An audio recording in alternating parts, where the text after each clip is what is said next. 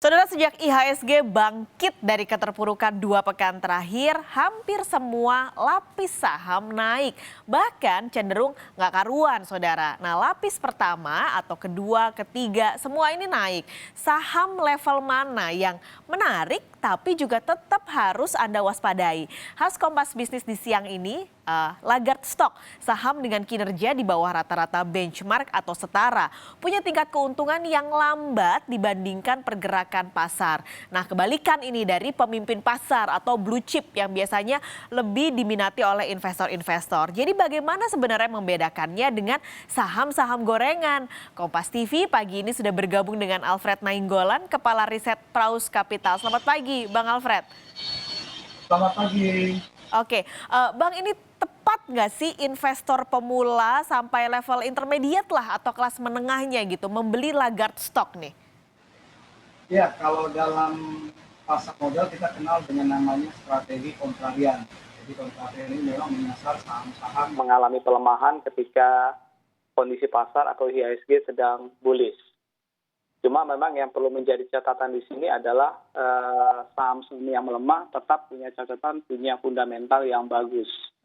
Atau dengan bahasa sederhananya membeli saham-saham yang masih murah ketika IHSG dalam kondisi bullish. Ketika kondisi dalam IHSG bullish memang biasanya kenaikannya didominasi oleh saham-saham blue chip, saham-saham growth stock, saham-saham yang memang punya valuasi yang sudah cukup premium. Dan dalam kondisi itu ternyata ada saham-saham yang punya valuasi cukup murah.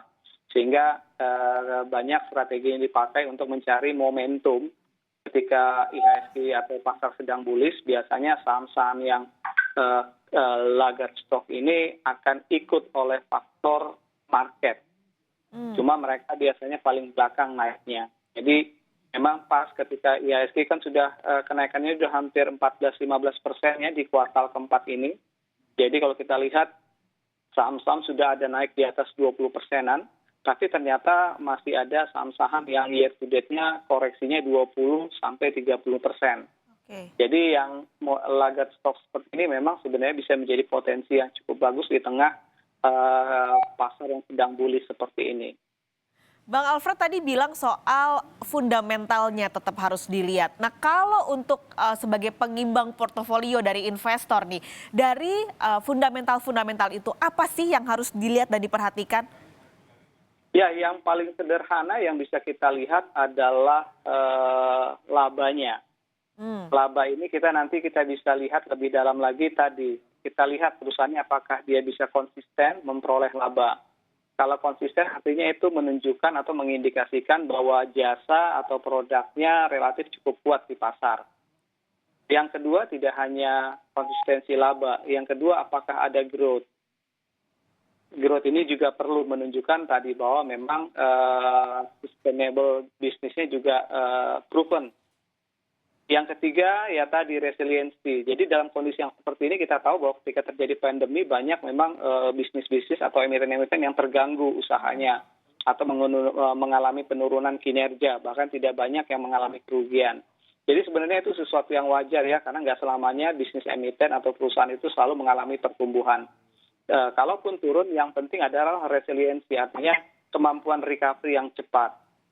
Dan ini juga banyak kita jumpai di beberapa emiten kita. Kalau kita lihat meskipun kuartal 2 turun signifikan performanya, tapi ternyata di kuartal ketiga bisa improve.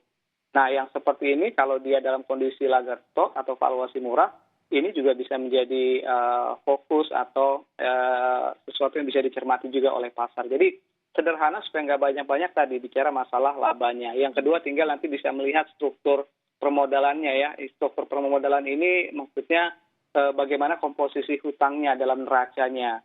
Semakin dia kecil komposisi utangnya, ini menunjukkan bahwa struktur neracanya, keuangannya masih sehat. Karena biasa kalau perusahaan atau emiten yang punya hutang rendah, artinya dia masih punya kemampuan pendanaan melalui pinjaman.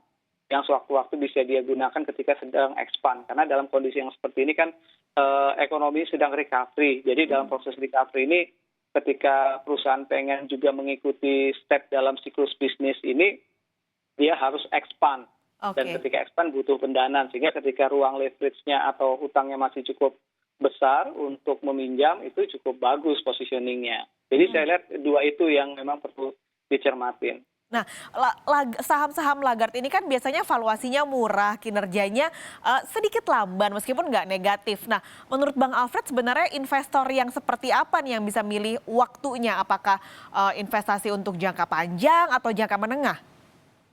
Ya, sebenarnya memang diprioritaskan kepada yang jangka menengah panjang. Karena tadi bahwa ketika saham itu fundamentalnya bagus, valuasinya murah, tapi kondisinya lagat, artinya ada aksi jual yang cukup masif terjadi di saham tersebut. Atau yang kedua, animo yang belum cukup kuat oleh pasar. Dua ini kan perlu menjadi concern juga, artinya kenapa ada aksi jual yang cukup besar. Atau yang kedua, kenapa animo pasar tidak begitu cukup besar terhadap saham ini sehingga valuasinya masih murah. Dan pertimbangan yang seperti ini dibutuhkan holding period yang lebih panjang, artinya menunggu yang lebih panjang. Walaupun tadi, apakah bisa saham-saham lagat ketika pasar bullish bisa bereaksi cepat? Secara historis bisa. Tapi kembali lagi bahwa untuk investor perlu menyiapkan tadi holding period yang lebih panjang. Artinya dengan konsekuensi bahwa dana yang dipersiapkan untuk berinvestasi di saham-saham lagat ini memang punya orientasi jangka waktu yang tidak pendek. Sehingga kebutuhan untuk melikuidasinya tidak dalam jangka pendek. Karena tadi bahwa masih ada potensi waktu yang relatif lebih panjang ketimbang saham-saham yang saat ini aktif diperdagangkan atau saham-saham yang tadi yang leading stock Di saham-saham blue chip ya, oke. Pekan lalu ini Bank Indonesia kan sudah menurunkan suku bunga. Nah kira-kira nih ada nggak sih saham-saham Lagarde yang bisa jadi pilihan investor? Tapi jangan dijawab dulu Bang Alfred, kita akan jeda sejenak. Kompas Bisnis akan kembali usai jeda, jangan kemana-mana. Kami masih bergabung dengan Alfred Nainggolan, Kepala Riset Pros Kapital. Bang, ini pertanyaan yang mendasar. Valuasinya murah kan, jadi gimana sih cara ngebedainnya Lagarde stok ini dengan saham gorengan? Ya, tadi kalau bicara Lagarde tadi memang karena faktor performa harganya ya, jadi bukan karena faktor performa fundamental. Jadi kalau bicara Lagarde itu memang ditentukan karena memang faktor performa harga sahamnya. Tinggal nanti investor melihat dari performa harga saham yang masih turun itu atau masih minus, itu mana yang punya fundamental cukup bagus. Jadi sekarang lebih arah ke sana. Nah, sekarang kalau kita lihat dalam kondisi sekarang, dalam catatan statistik bursa sampai saat ini seperti misalnya Telkom masih dikategorikan saham lagat stock. Oke. Karena year to date masih koreksi sekitar minus 19%. Jadi kalau kita lihat fundamentalnya sampai di kuartal ketiga justru improve. Bahkan kuartal tahun depan juga sektor telekomunikasi sepertinya sulit untuk kita katakan akan mengalami penurunan di tengah tadi maraknya penggunaan data dan sebagainya. Itu tadi saham telekomunikasi. Kalau saham perbankan, Bang, ini kan ada sentimen pekan lalu nih dari Bank Indonesia. Ada nggak saham-saham perbankan yang layak dikoleksi di saham Lagarde ini? Ya, yang pertama, ketinggalan. Jadi memang dalam berinvestasi saham kan resikonya penurunan nilai harga saham. Yang kedua ada yang yaitu likuiditas. Jadi investor itu juga perlu mencermati likuiditas perdagangannya. Karena percuma juga kita beli ketika kita jual sulit untuk menjualnya. Itu juga faktor yang pertimbangkan, makanya perlu seleksi untuk likuiditas. Ambil contoh, saya bisa melihat LQ45 untuk mencari mana saham-saham LQ45 yang masih posisinya lagat stock. Atau Kompas 100 yang lebih banyak lagi, ada 100 saham di dalamnya, di mana likuiditasnya sudah proven. Jadi saya tinggal bisa melihat tuh yang Kompas 100, mana yang posisi sahamnya lagat stock.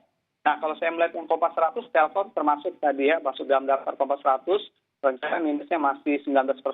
Kalau perbankan tuh bank-bank second liner ya, seperti Bank Danamon itu masih minus 30%.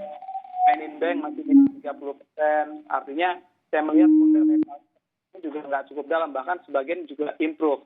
Bank BNI juga masih termasuk lagat stock karena masih koreksi cukup besar year to date. Jadi itu pertimbangan saya kalau untuk menjawab pertanyaan yang sektor perbankan.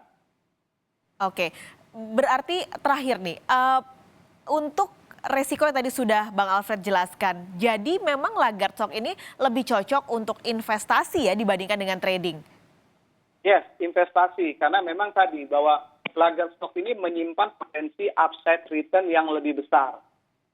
Sehingga memang dalam kondisi itu resiko yang lebih besar, return yang lebih besar, ada potensi juga resiko yang lebih besar. Dan biasa untuk meminimalisirnya itu ya tadi kita mesti siapkan tadi waktu investasi atau holding period yang lebih panjang. Jadi tidak cocok untuk dana-dana yang sifatnya short term.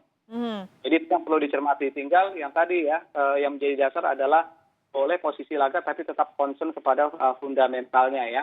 Oke, oke. Jadi patut diingat oleh investor. Jadi fundamental adalah nomor satu. Jangan sampai jadi terjebak di saham gorengan. Terima kasih Alfred Nainggolan bergabung di Kompas Bisnis pagi ini.